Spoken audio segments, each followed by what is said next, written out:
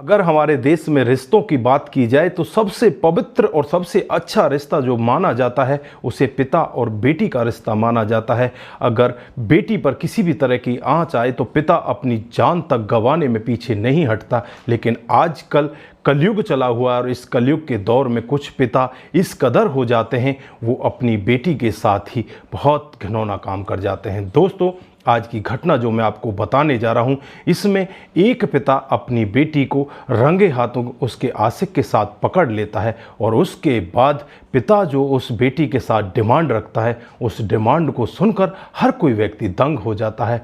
पिता अपनी बेटी से कहता है कि मैं तुम्हारे साथ संबंध बनाना चाहता हूं, मैं तुम्हारे साथ मिलजुल कर रहना चाहता हूं। बेटी भी ये पूरा मामला सुनकर एक बार के लिए दंग रह जाती है। उसके बाद जब इस मामले के बारे में माँ को पता चलता है तो होता है वहाँ पर इतना बड़ा कांड कि पिता को सदा सदा के लिए इस जहाँ से विदा कर दिया जाता है। दोस्तों, ऐसा वहाँ पर क्या हुआ था, पूरा मामला जानने के लिए वीडियो के साथ अंत तक जरूर बने रहिए। नमस्कार, जय हिंद। आप देख रहे हैं APH न्यूज़ राहुल रावत के साथ। तो दोस्तों, आज की जो हकीकत की घटना आपको बताने जा रहा हूँ, उत्तर प्रदेश में एक जिला पड़ता है कानपुर, और ये कानपुर शहर की ही हकीकत की घटना है। यहाँ पर नरेश नाम का एक व्यक्ति जिसकी उम्र लगभग 48 साल होती है और जो प्रॉपर्टी डीलिंग का काम किया करता है और घर परिवार बड़े अच्छे से रहता है। उसकी पत्नी का नाम आशा होता है। इनकी एक बेटी भी होती है और बेटी का नाम मीना होता है जिसकी उम्र मात्र 18 साल होती है। दोस्तों, बेटी पढ़ने लिखने के लिए बाहर जाया करती है। एक दिन का वाक़या होता है जब बेटी पढ़ लिख कर अपने घर आ जाती है और घर आने के बाद अपने नज़दीक में ही रहने वाले एक लड़के को अपने घर पर बुला लेती है जो उसका बॉयफ्रेंड होता है, जिसके साथ उसके संबंध होते हैं। लड़के का नाम विवेक होता है। विवेक उनके घर में आ जाता है और घर में आने के बाद एक दूसरे के साथ संबंध बनाने लगते हैं। उसी समय वहाँ पर पिता की एंट्री हो जाती है और जब पिता ये पूरा मामला अपनी आंखों से देखता है तो पिता की आंखें फटी की फटी रह जाती हैं। जो लड़का विवेक होता है वो तो वहाँ से तुरंत ही फरार हो जाता है और जो लड़की होती है, इसकी खुद की बेटी मीना, वो एकदम से घबराने लगती है। उसे लगने लगता है कि आज तेरा पिता तुझे मार ही डालेगा। लेकिन पिता ऐसा नहीं करता।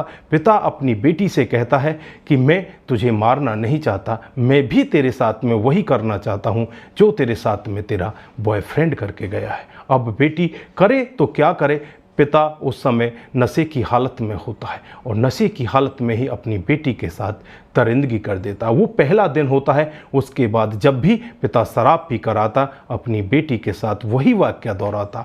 बेटी बहुत ज़्यादा परेशान हो जाती है। परेशान होकर जो काम उसे पहले दिन करना चाहिए था उसमें वो काफ़ी समय लगा देती है। माँ को इस सब के बारे में पता चलता है तो माँ भी एकदम से एक साइड में बैठकर रोने लगती है और अपने पति को कोसने लगती है। उसके घर आने का इंतज़ार करती है। जैसे ही पति घर पर आता है तो पति के साथ में उसकी बहुत ज़्यादा लड़ाई होती है। पति को वो कहती है कि तू बहुत बड़ा दरिंदा है, तू अपनी बेटी को भी नहीं छोड़ सकता, तेरे से बड़ा दरिंदा इस जहां में हो ही नहीं सकता। उसके बाद पति भी उसकी बातों को इग्नोर कर देता है और उससे कहता है कि मेरा मन जैसा करेगा मैं वैसा करूंगा, तुम मेरा कुछ भी नहीं बिगाड़ सकते। उसके बाद माँ को बहुत ज़्यादा क्रोध आ जाता है। वो अपनी बच्ची को बचाना चाहती है और बचाने के लिए एक प्लान की तैयारी करते हैं और इस प्लान में 3 लोग शामिल होते हैं, जिसमें खुद माँ होती है, उनकी बेटी होती है और इस बेटी का जो बॉयफ्रेंड होता है जिसका नाम विवेक होता है, विवेक भी इसमें शामिल होता है।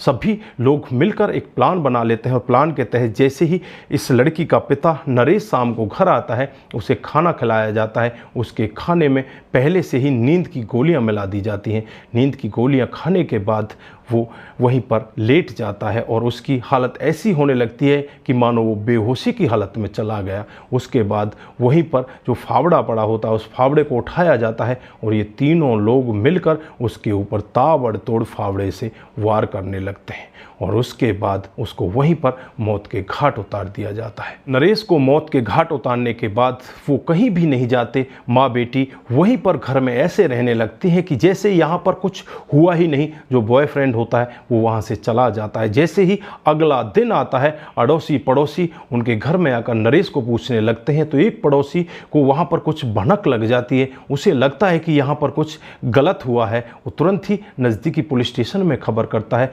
पुलिस मौके पर पहुँच जाती है और मौके पर पहुँचने के बाद जब घर के अंदर का नज़ारा पुलिस देखती है तो घर के अंदर एक डेड बॉडी पड़ी हुई है। अब उस डेड बॉडी को पुलिस अपने कब्जे में लेती है। कब्जे में लेकर उसे पोस्टमार्टम के लिए भेज देती है। उसके बाद आसपास के लोगों से भी पूछताछ की जाती है, इधर घर वालों से भी पूछताछ की जाती है, लेकिन घर वाले कहते हैं कि हमें कुछ पता ही नहीं। पुलिस जब अपने रवैये से उनसे पूछताछ करती है तो थोड़ी देर में ही माँ बेटी टूट जाती हैं और सारा वाक्य रटे रटाए तोते की तरह बताने लगती हैं कि किस तरह से ये बहुत बड़े दरिंदे को हमने रास्ते से हटाया है। ये हमारा पति या इस लड़की का पिता नहीं, ये तो बहुत बड़ा दरिंदा है, इसको तो हमने रास्ते से हटाया और हमें इसका कोई अफसोस नहीं है। उसके बाद पुलिस इन्हीं की तहरीर पर इन तीनों लोगों के खिलाफ मामला दर्ज कर लेती है, जिसमें आशा जो इस लड़की की मां होती है, लड़की जिसका नाम मीना होता है उम्र 18 साल और मीना का बॉयफ्रेंड जिसका नाम विवेक होता है, इन तीनों के खिलाफ मामला दर्ज करके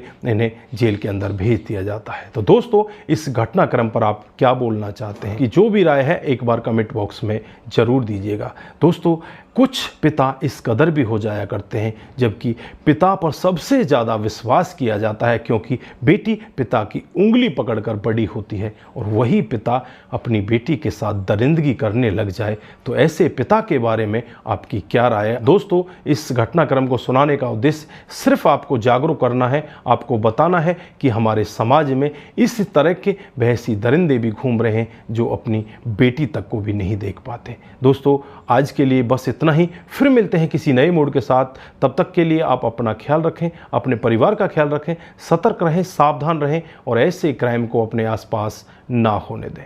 नमस्कार, जय हिंद,